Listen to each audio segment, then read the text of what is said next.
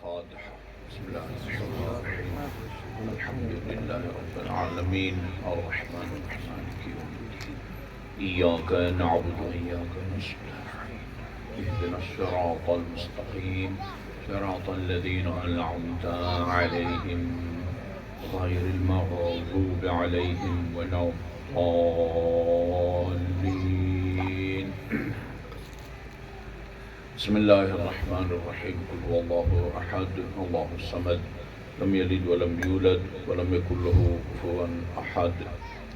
بسم الله الرحمن الرحيم. قل هو الله أحد الله الصمد لم يلد ولم يولد ولم يكن له كفوا أحد. بسم الله الرحمن الرحيم. قل هو الله أحد الله الصمد لم يلد ولم يولد ولم يكن له كفوا أحد.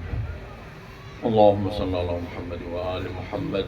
أعوذ بالله من الشيطان اللعين الرجيم. بسم الله الرحمن الرحيم.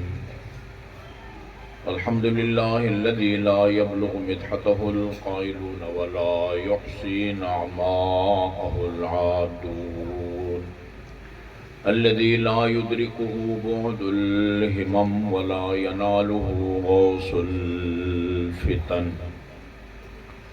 والصلاة والسلام على خير خلقه وأشرف بريته الذي سمي في السماء بأحمد وفي الأرضين بأبي القاسم محمد. اللهم صل على محمد وآل محمد. واللعن الأبدي على أعدائهم أجمعين. أما بعد فقال الله الحكيم. بسم الله الرحمن الرحيم. يرفع الله الذين آمنوا والذين أوتوا العلم درجات. درود بھیجیے محمد وآل محمد. اللهم صل على محمد وآل محمد. ہمارے چوتھے امام اور حجت خدا امام زین العابدین علیہ السلام سے کسی نے پوچھا اللہم صلی اللہ علیہ وسلم کہ فرزند پیغمبر کچھ لوگوں کا خیال ہے یا عقیدہ ہے کہ رسول خدا صلی اللہ علیہ وسلم آپ کے جد امجد کے معراج کا مقصد اللہ تعالیٰ کا دیدار تھا. خدا نے آسمانوں میں اس لیے اپنے عبد کو اپنے حبیب کو بلایا تاکہ رسول خدا آسمانوں میں اللہ تعالیٰ کا دیدار کر سکیں، دیکھ سکیں، جس طرح میں اور آپ آنکھوں سے ایک دوسرے کو دیکھ رہے ہیں. میں آپ کو دیکھ رہا ہوں، آپ مجھے دیکھ رہے ہیں. تو امام علیہ السلام نے فرمایا مجھے اس طرح کے لوگوں پر تعجب ہوتا ہے جو یہ کہتے ہیں یا جن کا یہ عقیدہ ہے کہ آن حضرت کے معراج کا مقصد اللہ تعالیٰ کا دیدار یا اللہ تعالیٰ کی زیارت تھا. اللہ نے سورہ بنی اسرائیل جس کا دوسرا نام سورہ اسراء بھی ہے اور 15 سپارے سے شروع ہوتا ہے، وہاں جہاں اللہ تعالیٰ نے معراج کے واقعے کو بیان کیا ہے وہاں معراج کا مقصد خود اللہ تعالیٰ نے بیان فرما دیا ہے کہ ہم نے اپنے حبیب کو کس مقصد کے لیے سیر کرائی. ارشاد باری تعالیٰ ہے سبحان الذی، بابرکت ہے وہ ذات، ہر قسم کے نقص عیب اور خامی سے پاکیزہ ہے وہ ذات کہ جس نے اسرا بعبدہ، جس نے اپنے بندے کو سیر کرائی رات کے وقت من المسجد الحرام الى المسجد الاقصی، مسجد الحرام جہاں ابھی خانہ کعبہ ہے وہاں سے مسجد الاقصی تک. یہ زمینی سفر کا ذکر ہے، بائی روڈ سفر کا ذکر ہے. دوسری آیات میں دوسرے سوروں میں پھر وہ آسمانی سفر کا قاب قوسین او ادنیٰ سدرۃ المنتہا بیت المعمور وہ دوسری آیات میں ہیں. کیوں سیر کرائی؟ لِنُرِيَهُ مِنْ آیَاتِنَا. معراج کا واقعہ اتنا اہم ہے، میرا موضوع معراج نہیں ہے، مجھے ایک دو نکتے آپ کو بتانا مقصد ہے۔ معراج کا واقعہ اتنا اہم ہے کہ امام جعفر صادق علیہ السلام نے فرمایا ہے لیس منا من انکر المعراج، جو ہمارے جد کے معراج کا انکار کرے۔ معراج صرف روح کا نہیں تھا، روحانی معراج، روحانی سفر۔ آپ بھی یہاں بیٹھے بیٹھے کبھی جس کی جو خواہش ہوتی ہے، کبھی اطباط مقدسہ کی زیارات کے لیے وہ خواب میں جا رہا ہوتا ہے، کبھی حج کے لیے، کبھی عمرہ کے لیے، اپنی ترجیحات کے مطابق کوئی امریکہ جا رہا ہوتا ہے، کوئی کینیڈا جا رہا ہوتا ہے، کوئی کہیں جا رہا ہوتا ہے۔ وہ روح کا سفر ہوتا ہے، روح کا۔ ہمارے عقیدے کے مطابق ان حضرت کے معراج کا، آسمانوں کا سفر روحانی بھی تھا اور جسمانی بھی تھا۔ جس طرح آپ اپنے گھروں سے روح اور بدن سمیت چل کے اور حرکت کر کے یہاں تشریف لائے ہیں، اور روح اور بدن کے ساتھ حرکت کر کے واپس گھر جائیں گے، اسی طرح ان حضرت کا معراج ہوا ہے۔ فرمایا جو ہمارے جد کے معراج کا انکار کرے اس کا ہم سے کوئی تعلق نہیں ہے۔ اتنی اہمیت کیوں دی ہے؟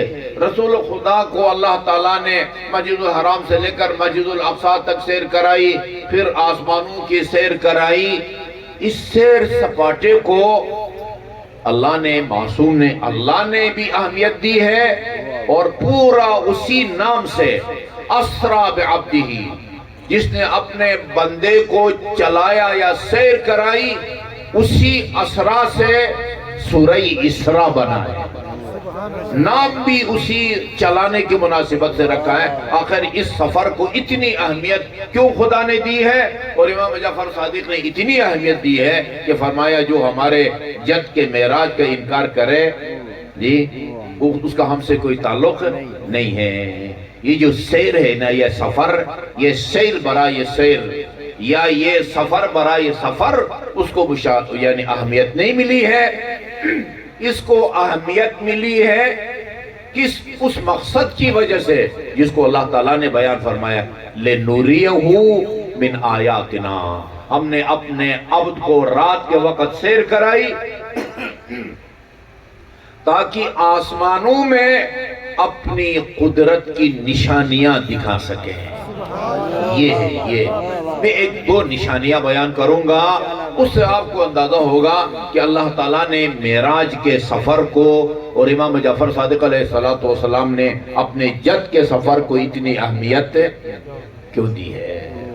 پہلے تو چھوٹے عزیزوں کے لیے عرض کروں، بزرگان الحمدللہ وہ اس کو سمجھتے ہیں۔ ہمارے عقیدے کے مطابق اللہ تعالیٰ کا دکھائی دینا ممکن نہیں ہے، نہ دنیا میں نہ آخرت میں۔ ٹھیک ہے جی، یہ میں ایک ترجمہ قرآن جو تیار ہوا ہے سکولوں میں پڑھانے کے لیے، کراچی کی ایک فاؤنڈیشن نے اس ترجمہ کو تیار کیا، بقول ان کے 50 شیعہ سنی ترجموں کو سامنے رکھ کر تیار کیا۔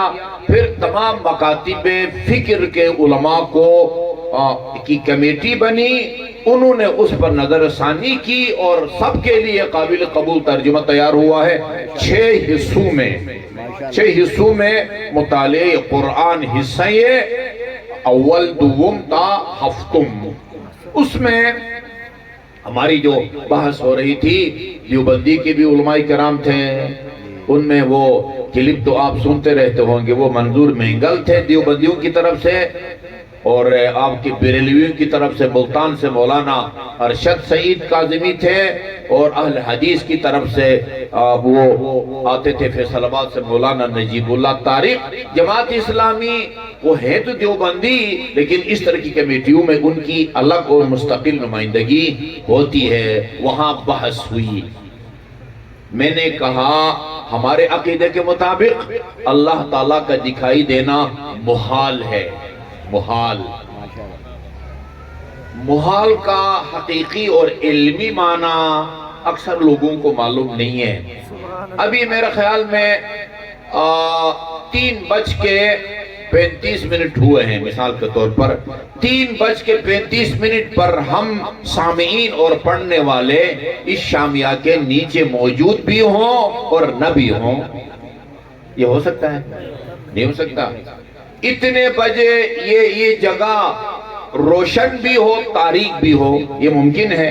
ممکن نہیں ہے۔ اسی طرح خدا کا دکھائی دینا ناممکن ہے۔ عربی میں محال کہتے ہیں، ممتنع کہتے ہیں، ممتنع۔ ایک جگہ ایک ہی وقت میں وہ جگہ تاریک بھی ہو روشن بھی ہو، یہ ناممکن ہے۔ ایک ہی وقت میں ایک بندہ موجود بھی ہو نہ بھی ہو، یہ ناممکن ہے۔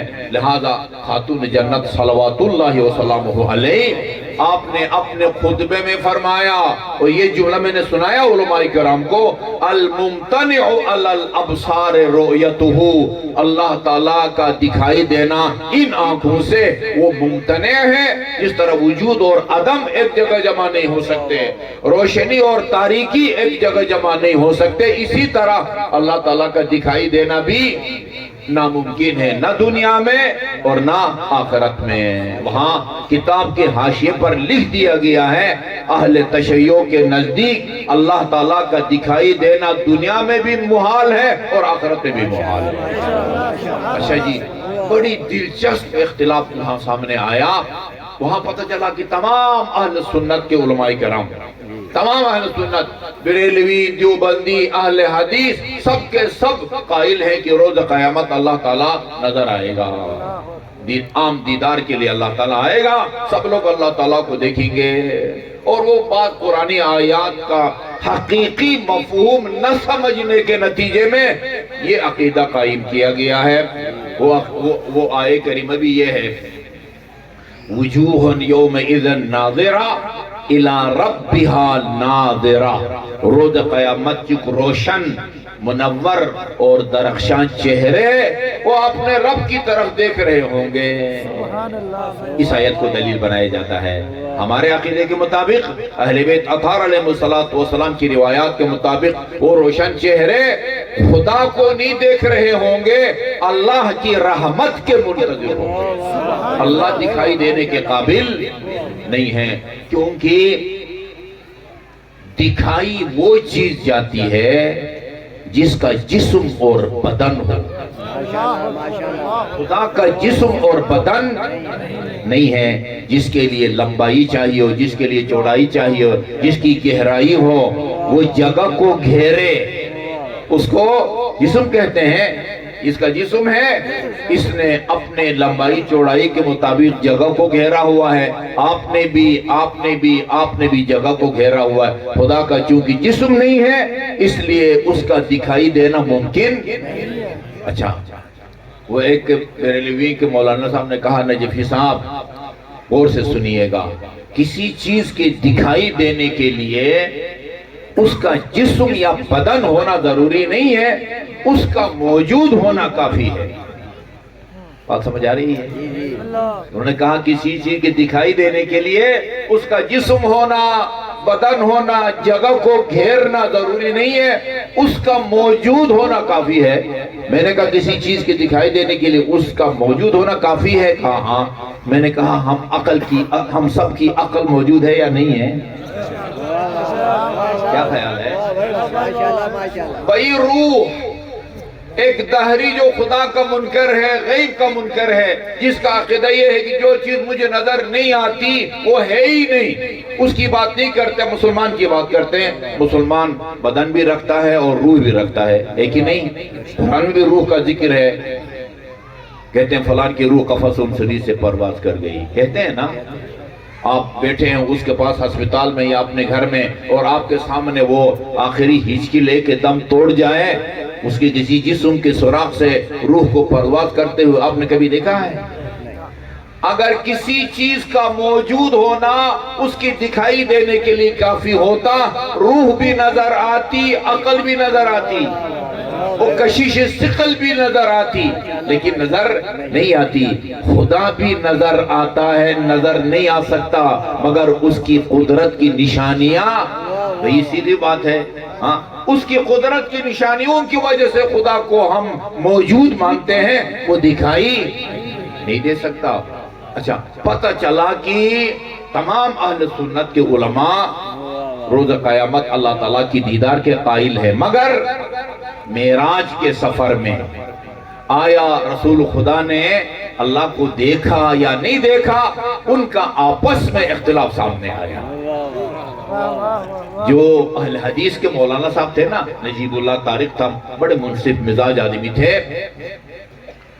انہوں نے کہا کہ رسول خدا نے معراج کے سفر میں اللہ تعالیٰ کو نہیں دیکھا، اور دلیل کے طور پر کہا کہ جب ام المومنین سے پوچھا کسی نے کہ آپ بتائیں کہ رسول خدا نے معراج کے سفر میں اللہ کو دیکھا یا نہیں دیکھا، آخر واپس آ کے کچھ نہ کچھ تو رپورٹ دی ہوگی نا ام المومنین کو، مجھے اللہ بلا کے لے گیا تھا، وہ دیکھا یہ دیکھا، ابھی اشارہ کروں گا کیا کچھ دیکھا ہے حضرت نے۔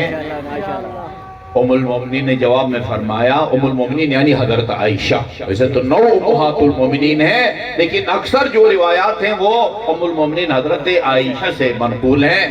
ام المومنین، ایک دفعہ ایک اہل سنت عالم دین نے میرے ساتھ وہادی ٹی وی پر پروگرام کیا، میں نے کسی مناسبت سے 2-3 دفعہ ام المومنین کا لفظ کہا، پروگرام کے بعد کمرے میں چائے کے ٹیبل پر کہنے لگے آج میری بہت بڑی غلط فہمی دیر ہو گئی۔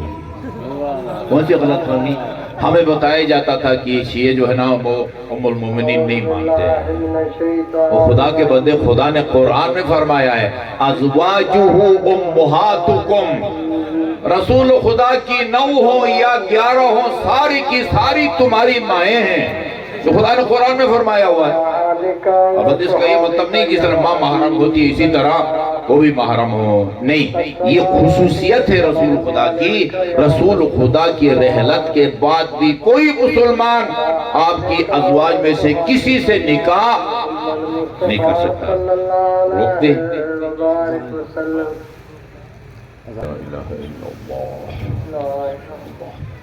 درود بھیجئے محمد و محمد پر۔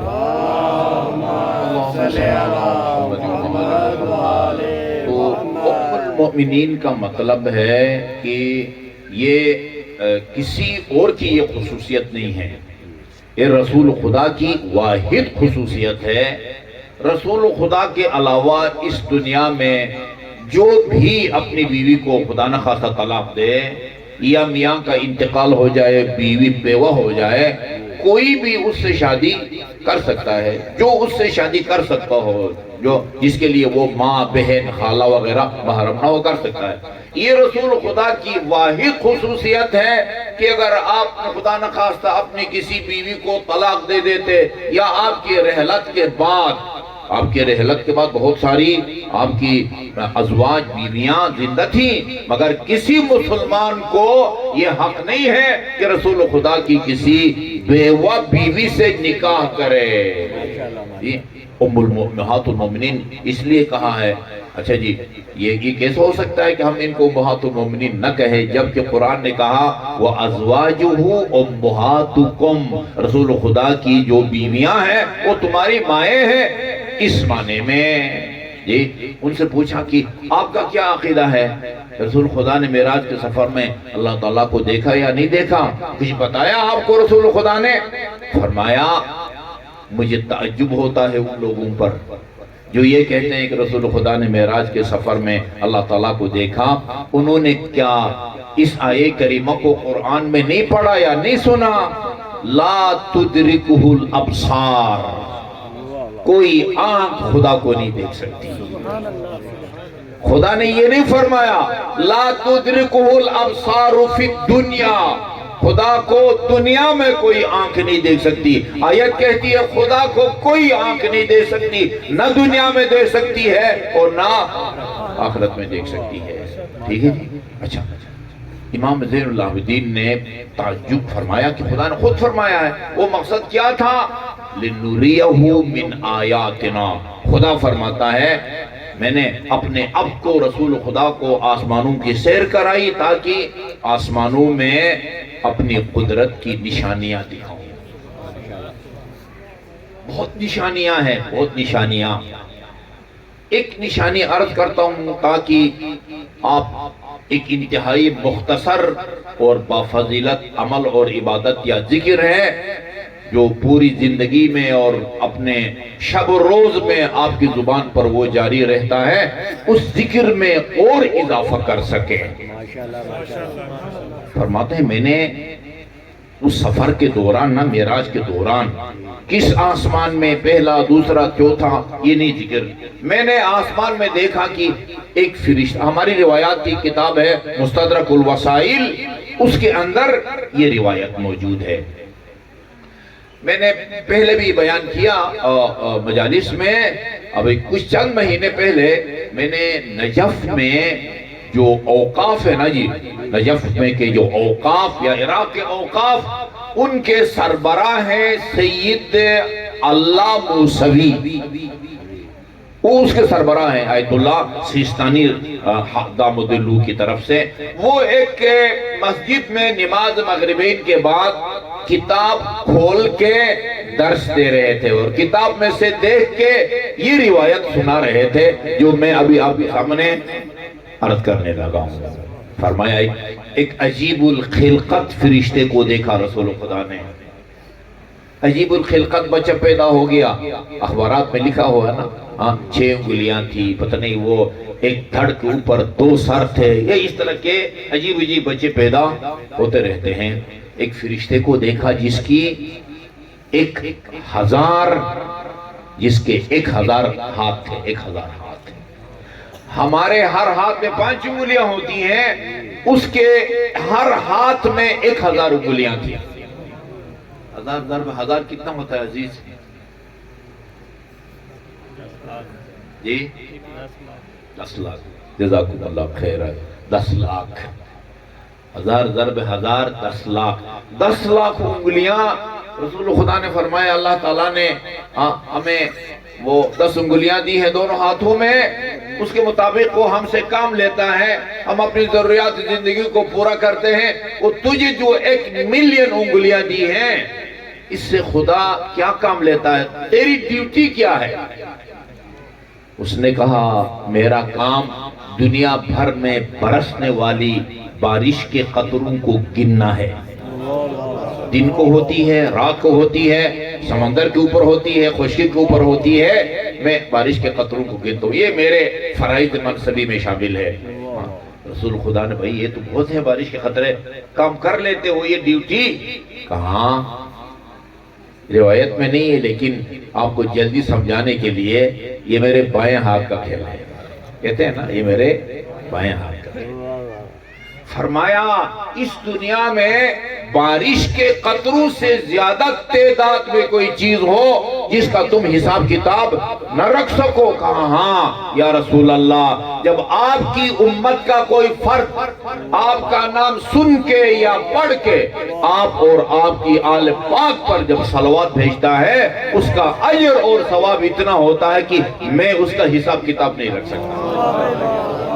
باواز بلند درود بھیجیے محمد وآل محمد، اللہم صلی علی محمد وآل محمد۔ اور بلند کا مطلب بلند ہوتا ہے، بلند کا مطلب آہستہ نہیں ہوتا۔ امام موسیٰ کاظم علیہ السلام کا فرمانا ہے الصلاة علی النبی بصوت عال، جو آدمی باواز بلند محمد مصطفیٰ اور آپ کی آل پر صلوات بھیجے، تذہب بالنفاق، منافقت زندگی میں اس کے قریب نہیں آتی۔ جو باواز بلند محمد وآل محمد، صلی اللہ محمد وآل محمد، ماشاءاللہ ماشاءاللہ۔ دوسرا مشاہدہ، میں اس کو نا اگر آپ میرے ساتھ اتفاق کریں، رسول خدا کے مشاہدات کی نچوڑ، سب سے اہم مشاہدہ رسول خدا فرماتے ہیں، اور یہ روایت اتفاق سے اہل سنت برادران کی کتابوں میں بھی ملے گی آپ کو، ہے ٹھیک ہے جی۔ اچھا یہ میں آپ کو بتا دوں، روایات 3 قسم کی ہیں۔ بعض روایات وہ ہیں جو آپ کو اہل سنت کی کتب احادیث میں ملیں گی، ہماری کتب احادیث میں نہیں ملے گی۔ جیسے روز قیامت اللہ تعالیٰ اپنی ٹانگ جہنم میں ڈالے گا، ہمارے ہاں اس طرح کوئی روایات کی کوئی کا نام و نشان بھی ابھی ہم نے بتایا خدا کا جسم نہیں ہے، بدن نہیں ہے، ہاتھ ٹانگ ہے ہی نہیں تو کیا ڈالے گا؟ ٹھیک ہے جی. ہاں خدا کے ہاتھ بھی نہیں ہماری طرح. اگر قرآن میں خدا کے لیے ید اللہ کا لفظ استعمال ہوا ہے وہاں خدا کا ہاتھ مراد نہیں ہے, خدا کی قدرت مراد ہے. جی ہمارے ہاں خدا کے اعضاء ہے ہی نہیں. کچھ ہمارے ہاں ہیں ان کے ہاں نہیں ہے. ہمارے ہاں ہیں بھئی من بکا او تباکا او ابکا او تباکا وجبتہ الجنہ. یہ جو آدمی امام حسین کے مصائب بیان کر کے روئے رولائے یا اپنے آپ کو مغمور ظاہر کرے وہ جنت کا حقدار بن جاتا ہے. ہماری روایات میں ہے جو خاک کربلا پر سجدہ کرے گا اس کی یہ نماز 7 حجابوں کو پار کر کے یا چاک کر کے خدا کی بارگاہ میں پہنچتی ہے. اس طرح کی روایات ہیں. ہمارے ہاں ہیں ان کے ہاں کچھ مشترک ہیں, ادھر بھی ہیں اور ادھر بھی ہیں. ایک الزام جو آپ پر لگتا ہے نا یعنی اثنا عشریوں پر یہ کہ یہ لوگ رسول کی حدیث کو نہیں مانتے, یہ اپنے اماموں کی اور اہل بیت کی روایات کو مانتے ہیں. یہ عام ہے لوگوں میں نا, عام. یہ جو یکساں نصاب میں آپ کی نمائندگی کر رہا ہوں نا وہاں میں نے دیکھا 6 سے لے کر 8ویں تک اسلامیات کی نظر ثانی کر رہے تھے.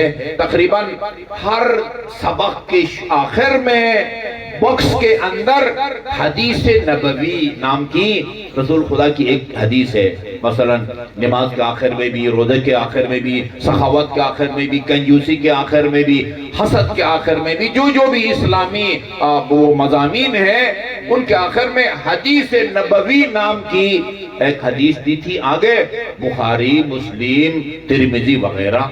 مجھے اندازہ ہوا جب میں نے ان کو پڑھا حدیث کو, میں نے دیکھا تو یہ تو ہماری کتابوں میں بھی ہے یہ ساری کی ساری حدیث.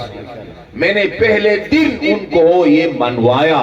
میں اپنے ساتھیوں کو کمیٹی میں شامل اہل حدیث, دیوبندی اور بریلوی کو میں نے کہا یہ جو حدیث آپ نے دی ہے نا یہ ہماری کتابوں میں بھی ہے. آئندہ جہاں آپ نے بخاری کا حوالہ دینا ہے وہاں میری کتاب بہار الانوار کا بھی حوالہ دیں گے جی, من لا یہد الفقی کا بھی حوالہ دیں گے, اصول کافی کا بھی حوالہ دیں گے. آپ باور کریں پہلی سے لے کر 8ویں تک 321 احادیث ہیں جو اہل سنت برادران کی کتابوں میں بھی ہے, وہی احادیث ہماری کتابوں میں بھی. حدیث کے منکر نہیں ہیں. فرق یہ ہے کہ آپ حدیث کو لیتے ہیں اصحاب کے ذریعے, امہات المومنین کے ذریعے لیتے ہیں, ہم حدیث کو لیتے ہیں اہل بیت کے ذریعے. اہل بیت فرق صرف اتنا ہے جی. اچھا جی, یہ جو روایت عرض کرنے لگا ہوں رسول خدا کا ایک اہم مشاہدہ جس کو مشاہدات کے نچوڑ بھی کہہ سکتے ہیں. ایک اور جملہ عرض کر دوں, معراج کی روح, معراج کی جان جب بیان کروں گا نا پھر آپ میرے اس دعویٰ کی تائید کریں گے. فرماتے ہیں رسول خدا فَلَمَّ انْتَهَيْنَا فَلَمَّ انْتَهَا بِنَا السَّيْرُ إِلَى السَّمَاءِ الرَّابِعَةِ. یہ ہمارے رات کا سفر جب 4تھے آسمان تک پہنچا نا, سفر کا سلسلہ, رَأَيْتُ بَيْتًا مِّن يَاقُوتٍ أَحْمَرٍ, میری نظر سرخ رنگ کے یاقوت سے بنے ہوئے ایک گھر پر پڑی. اسے پتہ چلتا ہے کہ یاقوت صرف سرخ رنگ کا نہیں ہوتا, اور رنگ بھی ہوتا ہوگا نا. اگر صرف سرخ ہوتا پھر احمر کہنے کی ضرورت نہیں تھی نا. تو جبرائیل نے کہا, گائیڈ تھا نا, جبرائیل گائیڈ تھا. یہ ناردے ایریا میں بڑے بڑے پہاڑ سر کرتے ہیں نا لوگ, تو پھر علاقے کا کوئی بندہ جو ہے وہ گائیڈ ہوتا ہے, ادھر جانا ہے ادھر جانا ہے. رسول خدا سے جبرائیل نے کہا یا رسول اللہ یہ جو آپ کو سرخ رنگ کا آپ کو گھر نظر آنا یہ بیت المعمور ہے. سنا ہوا ہے نا آپ نے, بیت المعمور 4تھے آسمان میں ہے. اور یا رسول اللہ نماز کا وقت ہو گیا ہے, آپ نماز ادا کریں.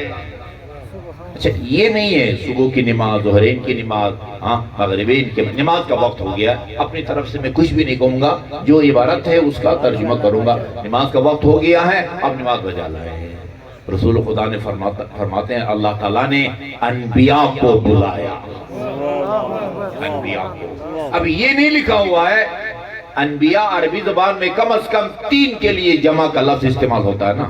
کم از کم 3 بندے ہوں مسلمون دو کے لیے نہیں، اردو میں دو اور دو سے زیادہ کے لیے جمع کا لفظ استعمال ہوتا ہے، عربی میں تین یا تین سے انبیاء کو بلایا، اب 1,24,000 کو بلایا، رسولوں کو بلایا، اولی العزم کو بلایا، انبیاء کو بلایا، میرے خام 2-4 کو نہیں بلایا ہوگا، کافیوں کو بلایا ہوگا، کیونکہ نماز جماعت میں مقتدی جتنے زیادہ ہوں اتنا اس کا ثواب زیادہ ہو۔ بات سمجھ آ رہی ہے؟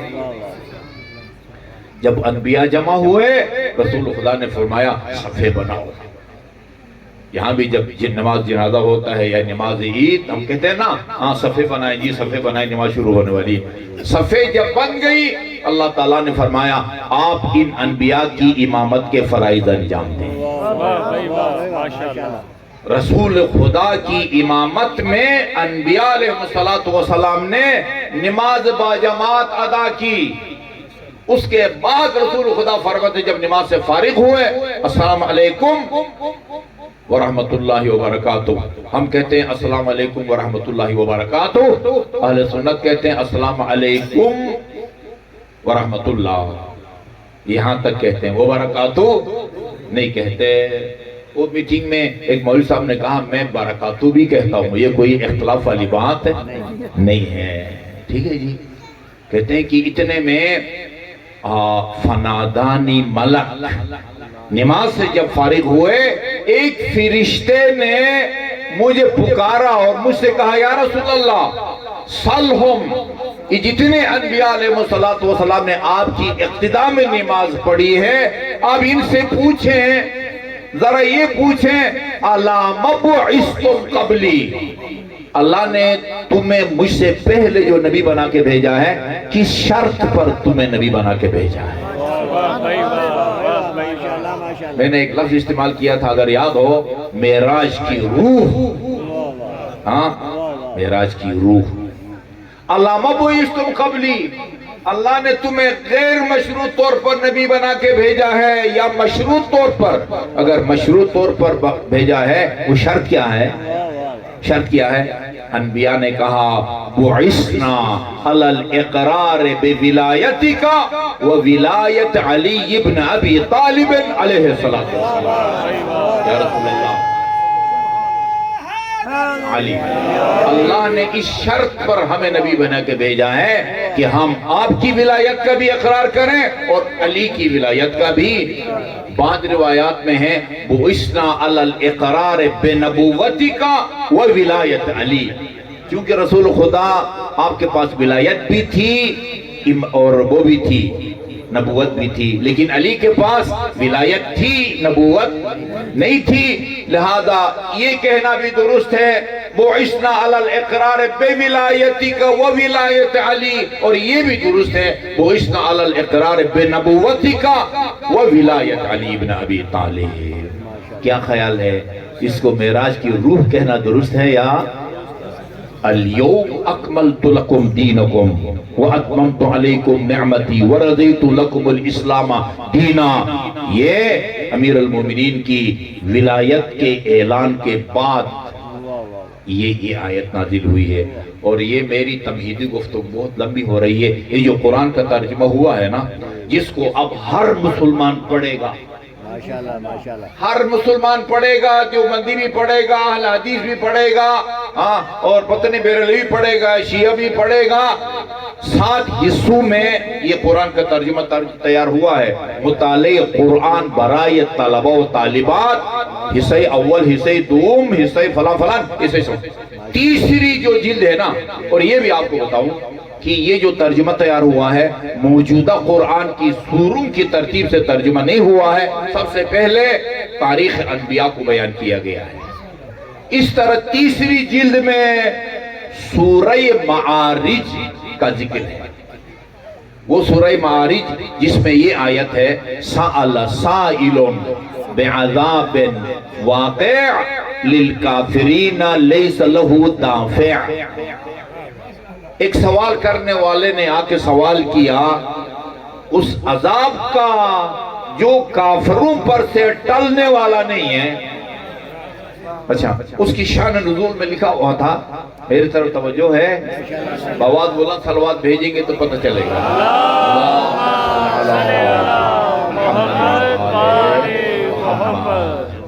اچھا یہ اس موقع پر ایک بندے نے آ کے رسول خدا سے فرمایا یا رسول اللہ دعا کریں اللہ مجھ پر عذاب نازل کرے۔ ایسی بیٹھے بیٹھے ہاں بیٹھے بیٹھے کیا بھائی وہ کہتے ہیں نا بھائی وہ خارش ہو گئی ہے کیا تمہیں کیا ہو گیا؟ سأل سائل بعذاب واقع للکافرین لیس لہو دافع۔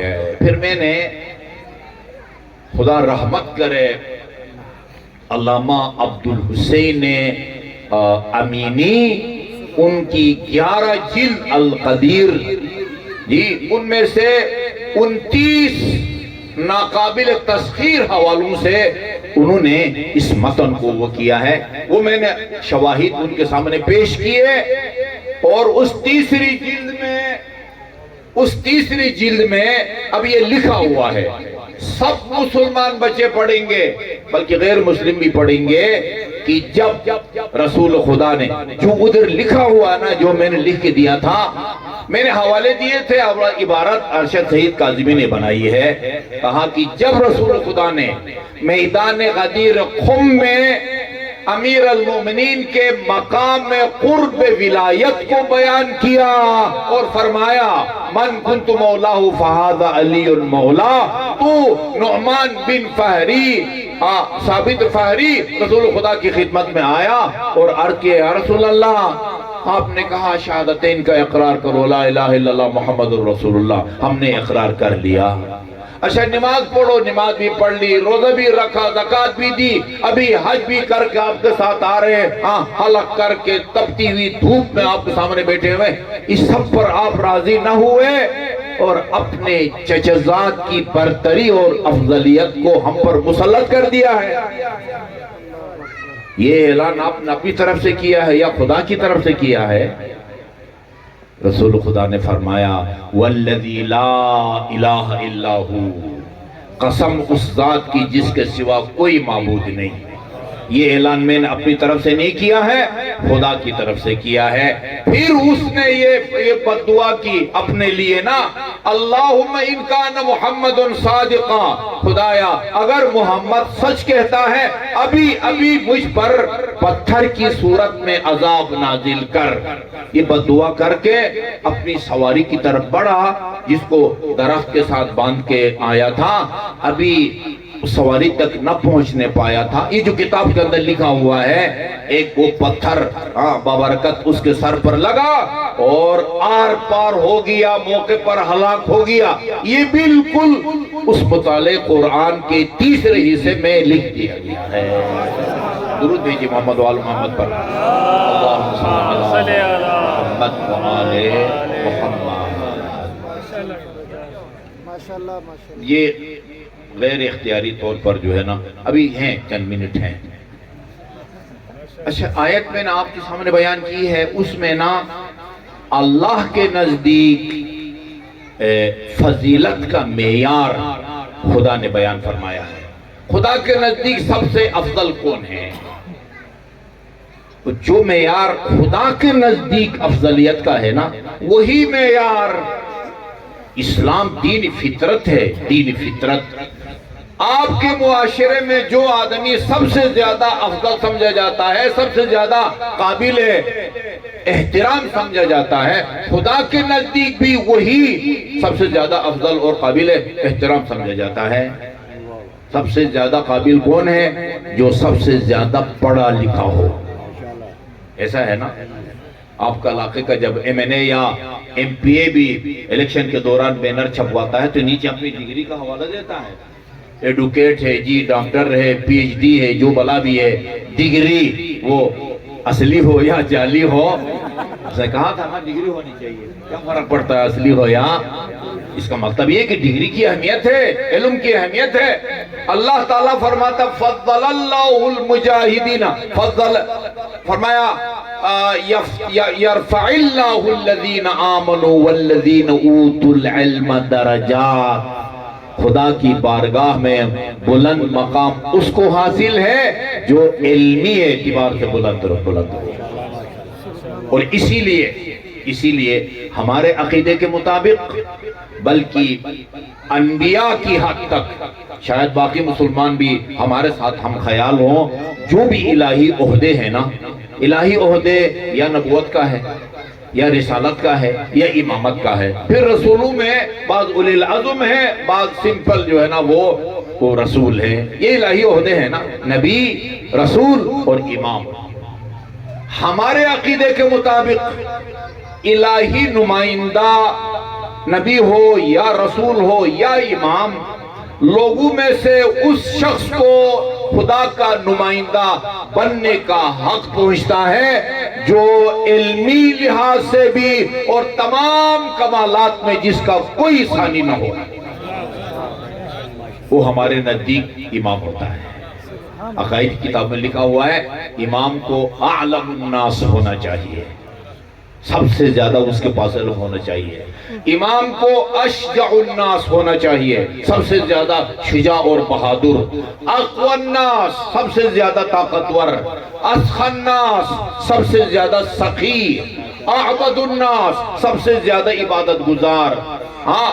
اعدل الناس، سب سے زیادہ عادل اور منصف. حتیٰ سب سے زیادہ حسین بھی ہونا چاہیے.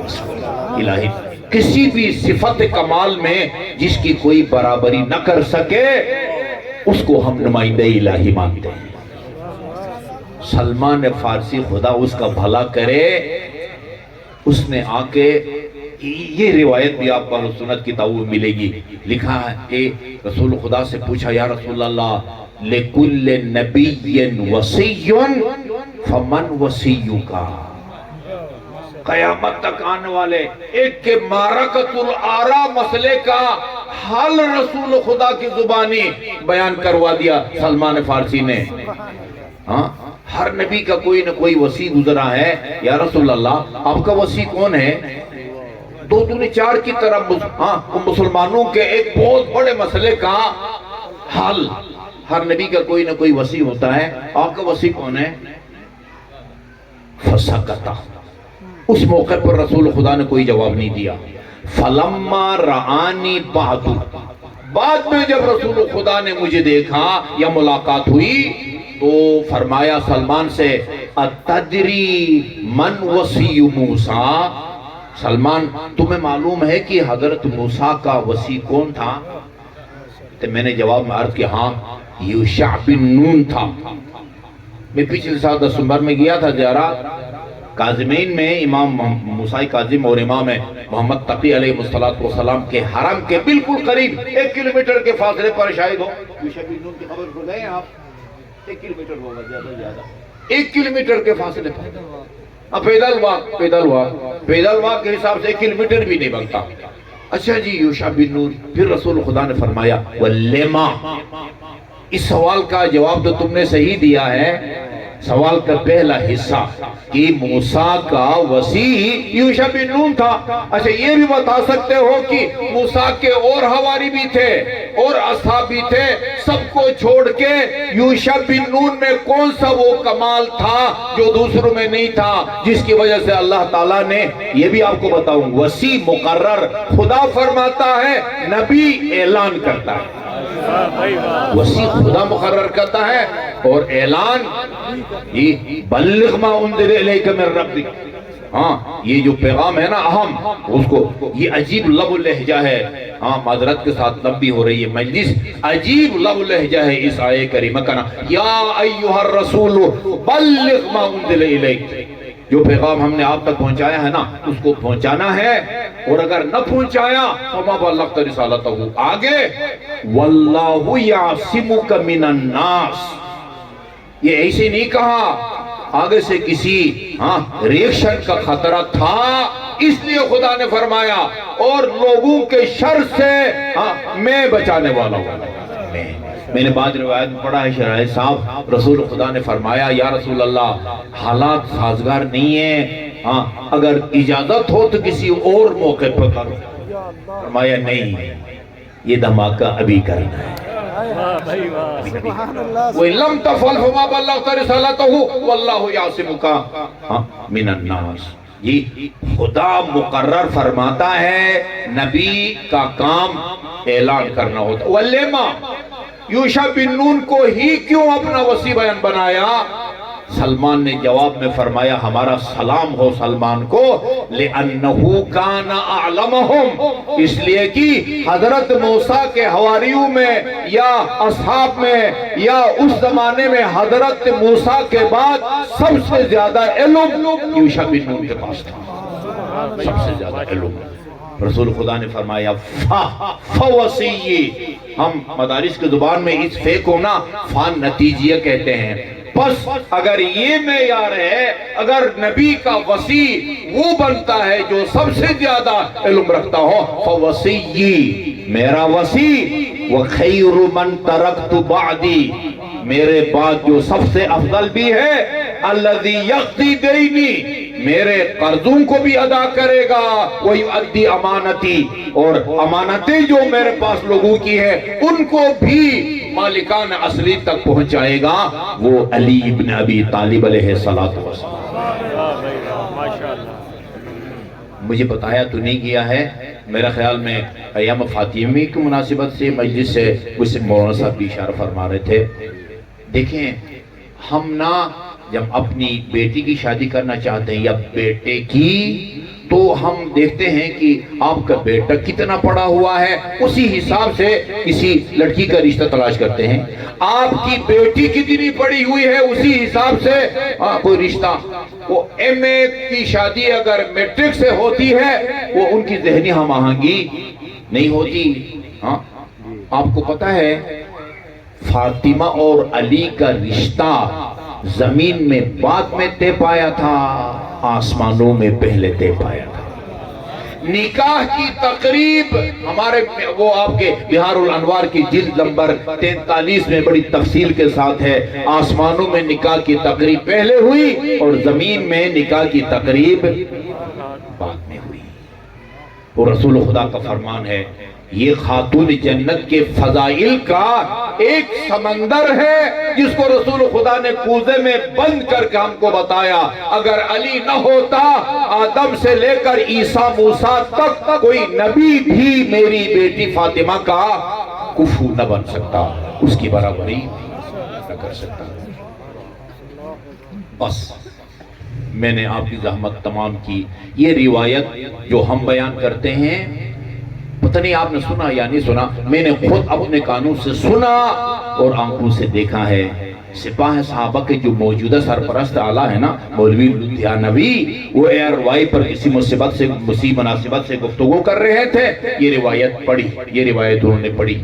اذا کان یوم القیامہ، جب قیامت کا دن ہوگا نا، آپ تصور کر سکتے ہیں قیامت کے دن کا، حضرت آدم سے لے کر قیامت تک جتنے لوگ اس دنیا میں آئے اور گئے ہوں گے وہ سب کے سب ایک میدان میں حساب کتاب کے لیے کھڑے ہوں گے، اپنے اپنے پسینوں میں ڈوبے ہوئے ہوں گے۔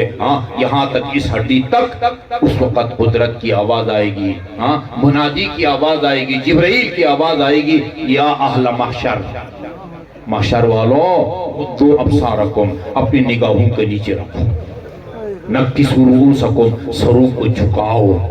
کون کس غیر معمولی شخصیت کے لیے، کون غیر معمولی شخصیت آنے والی ہے؟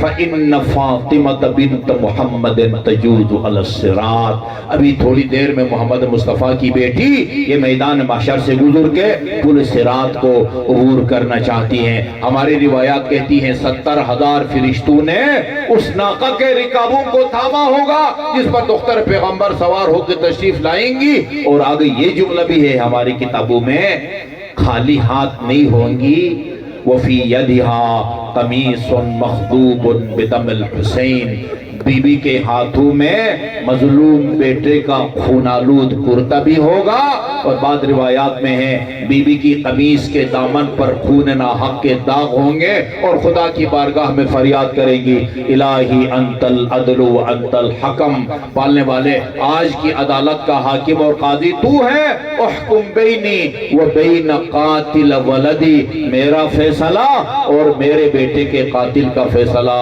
تو خود فرمانا۔ میں نے سعودیہ کے ایک چینل پر کسی سعودی عالم کو یہ اشعار پڑھتے ہوئے سنا ہے، لا بد ان ترد القیامت فاطم وقمیصها بدم الحسین مدرج۔ ہاں، روز قیامت خاتون جنت میدان محشر میں آئیں گی اور بی بی کے قمیص کا دامن وہ خون ناحق سے تر ہوگا۔ لا اضحک اللہ محسن الدہر ان ضحکت وآل احمد المظلومون قد قہروا ولا حول ولا قوة الا باللہ العلی العظیم۔ خدایا بحق محمد و آل محمد جو مومنین مومنات مریض ہیں، خصوصاً ہمارے برادر عزیز ناصر عباس مولانا محی الدین صاحب کے داماد ہیں، ان کی اہلیہ ابھی 2 گھنٹے پہلے تقریباً آپریشن تھیٹر میں تھی اسلام آباد کے قائد اعظم انٹرنیشنل میں۔ خدایا اس آپریشن کو کامیاب فرما اور اس بطول زہرا انہیں شفائے کامل اور عاجل عطا فرما۔ اس کے علاوہ ایک اور خاتون شمسیہ بھی بیمار ہے، انہیں بھی شفائے کامل اور عاجل عطا فرما۔ ربنا تقبل منا انک انت السمیع العلیم بحق